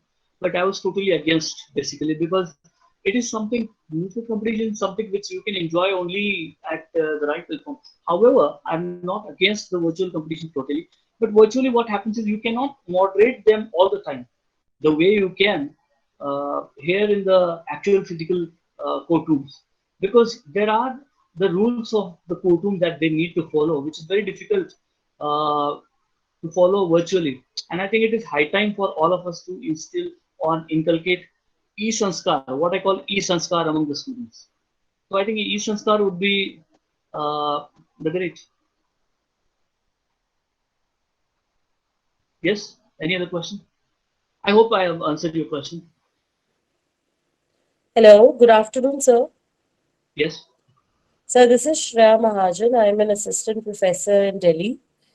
So when you were telling us about the role that organizers are supposed to play while conducting moot courts and all, I had one question, and this is something that I've also faced as a student and now as a teacher as well. That most of the judges are deciding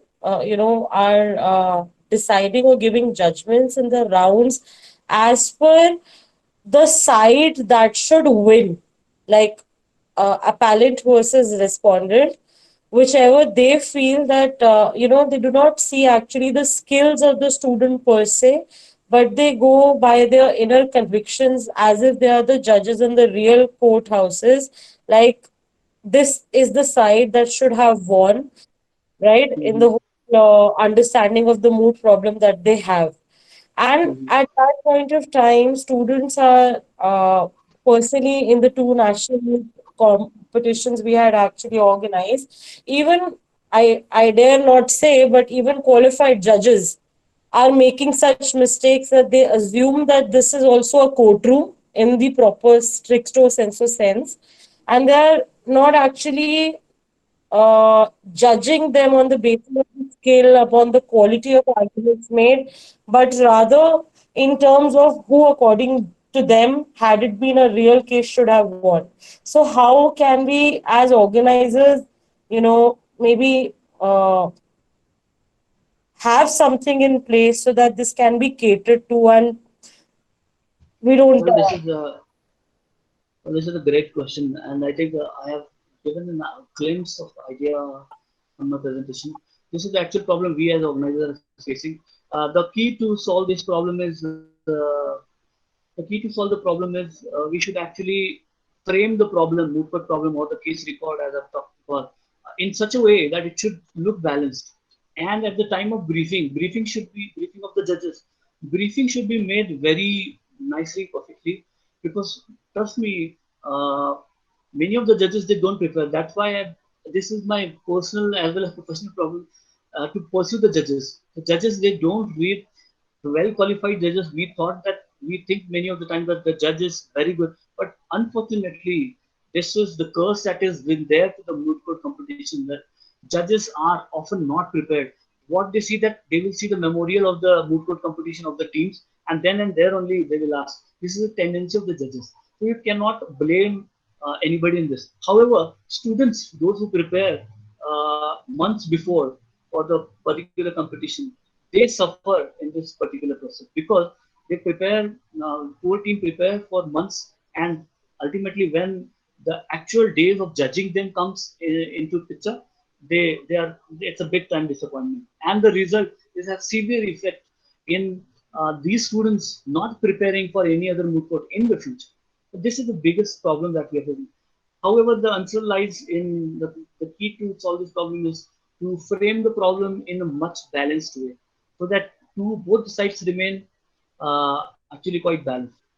I hope that answers your question. Thank you. Thank you so much, sir.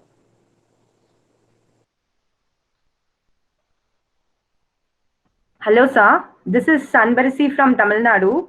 My question Yeah. is relating to drafting of moot court problem. So, Mm. what is the right method of drafting a moot court problem? What sort of inputs, that is stating the provisions explicitly? To what extent a good moot court problem can be framed on our part as a faculty, sir? That is on reading the problem, because the foundation of the moot court lays with a proper problem, a standard problem. So what sort of inputs will make an effective moot court, sir? See, I told you in my presentation that you can lead a horse to the water, but you cannot make them drink. This aspect, this point, you should remember all the time while you are drafting a moot court problem.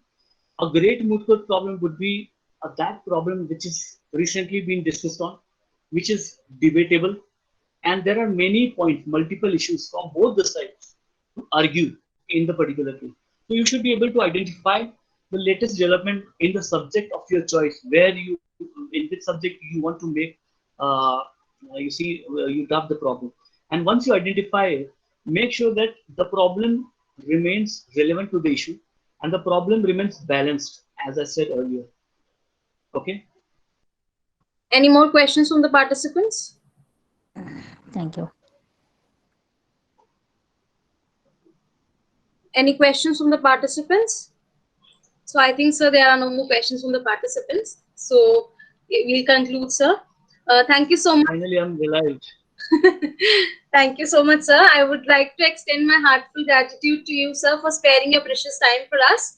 And it was really an informative and enriching session for the participants. Thank you so much, sir. And once again, I would like to thank you on behalf of the organizers, Iswar Saran PG College, University of Allahabad, and Droit Penale Group, a unit of Arjun Gulati Memorial Society. Thank you, sir, for the wonderful session.